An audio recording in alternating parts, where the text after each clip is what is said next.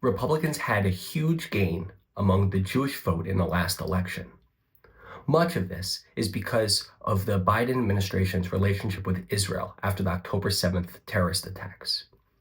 In Florida, Jews voted Republican 43%, Arizona 38%, Nevada 42%, and New York 43%. This is according to exit polls.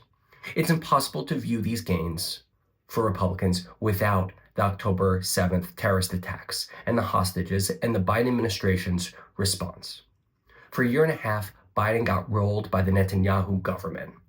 He both cozied up to Netanyahu, going immediately there and meeting with his war cabinet, supported Israel's military operations, but nonetheless on the domestic front undermined Israel and the Jewish people in America.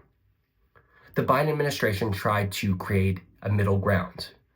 Biden-Harris did this because of the Arab American voters in Michigan, which, by the way, they lost nonetheless. They did this because of the leftist flank led by Ilhan Omar and Rashida Tlaib and the Squad.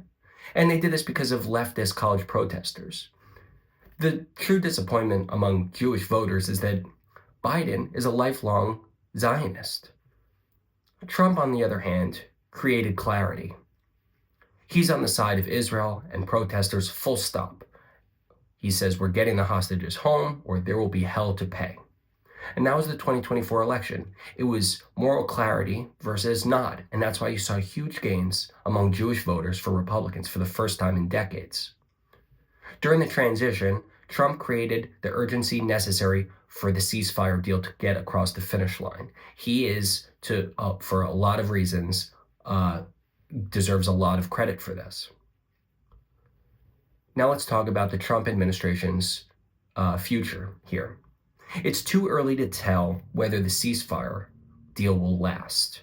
Hamas has shown that they have no incentive for peace, that is not their true aspiration.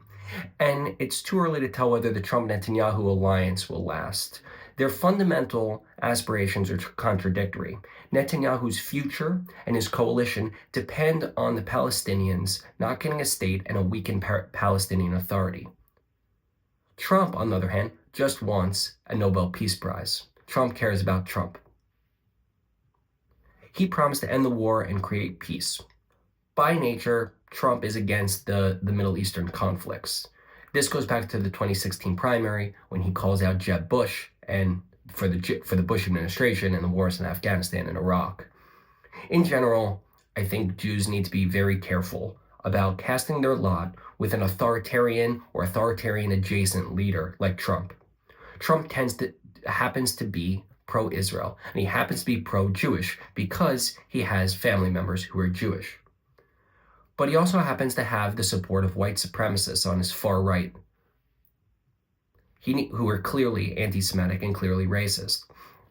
Democrats are going to continue to lose the Jewish vote if they pander to their leftist faction. They're also going to lose the common sense voter. For the common sense voter, the average person not really paying attention to politics, the student protesters and the pro-Palestinian protesters tend to be a symbol of chaos, not of peace. A symbol that Democrats have lost their common sense. Joe Biden, which is the irony here, Joe Biden built his career as a common sense Democrat, a common sense centrist. He spent decades on the Foreign Relations Committee, chairing it, and brought a common sense approach to politics. So the fact that he didn't distance himself from the college campus protests that were out of control or the pro-Palestinian protests really just shows how far he's moved on this. He was politically cautious about something that had a clear ethical line, and for that reason, there was backlash, and he lost.